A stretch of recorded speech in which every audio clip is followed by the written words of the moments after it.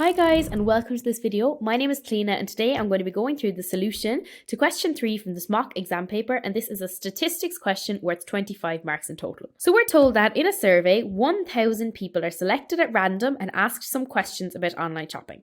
And question A, part I, which is worth 5 marks, asks us to find the margin of error of the survey and to give our answer as a percentage correct to 1 decimal place. So to find the margin of error, what we're going to want to do is put 1 all over the square root of the sample size, and the sample size is 1,000 people. Okay, so when we put this into our calculator, we have 1 divided by root of 1,000, and we get 0.0316. And so this as a percentage is 3.16%, and this to 1 decimal place is 3.2%.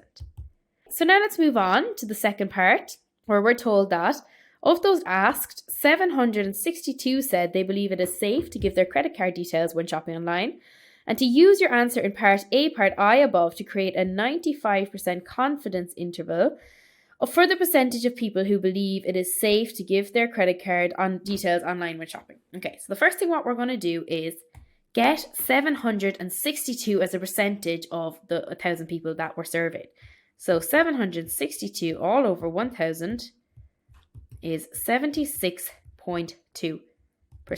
So now we're going to find our 95% confidence interval, or the interval where we can be 95% confident that this value, 76.2, lies in between it. Okay, so what we're going to want to do is add and subtract 3.2.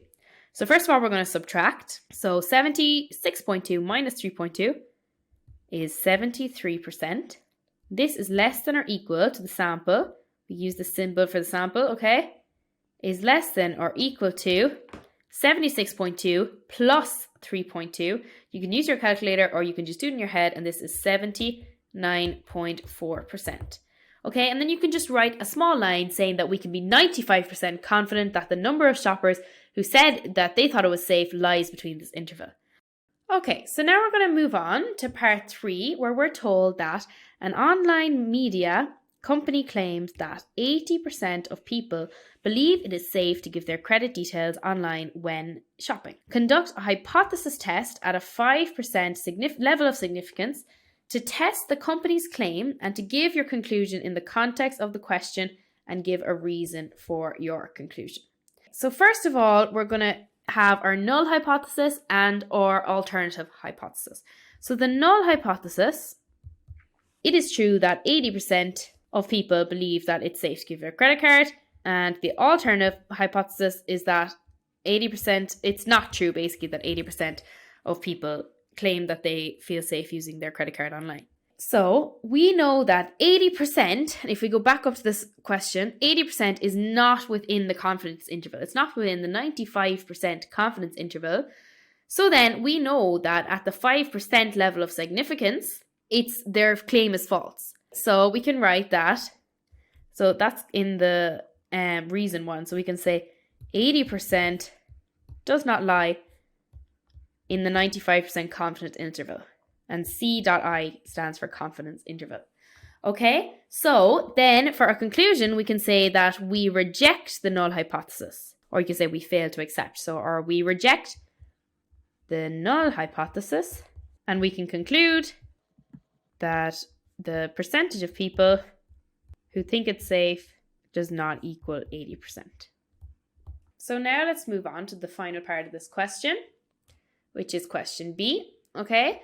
So we're told that an aptitude test was taken by 6,500 candidates, and the test scores were normally distributed, and that the mean score was 480 and the standard deviation was 90. On the distribution shown below, the shaded area represents all candidates who are within 1 standard deviation of the mean, and to write the value of A and B. Okay, so if 1 standard deviation is 90, 1 standard deviation below the mean is 480 minus 90, which is 390.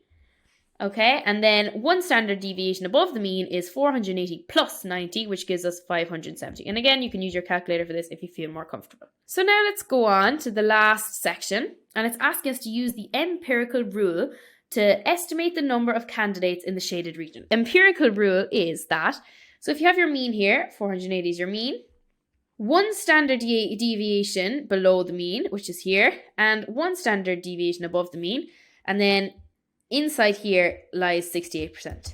And then a second standard deviation. So if you go 2 standard deviations outside the mean on either side, we know that it's 95% lies in between those categories. But we're not talking about that. We're just talking about one standard deviation above and below the mean. Okay, so 68% lies in there. So now we're asked to estimate the number of candidates in the shaded region. So 68% of 6,500 lie in that. So 6,500 multiplied by 68%. So how do we do that? We go 6,500 multiplied by 0.68, which is 4,420. So number of candidates is 4,420. Now, so that's all for this question. That was quite a difficult statistics question, and there's a lot of words in it. You know, it's not as mathematical as other questions may be. But I hope that you could understand my solution and that everything I went through was clear, and that you'd feel more comfortable now and confident if you had to do a statistics question like this by yourself in an exam.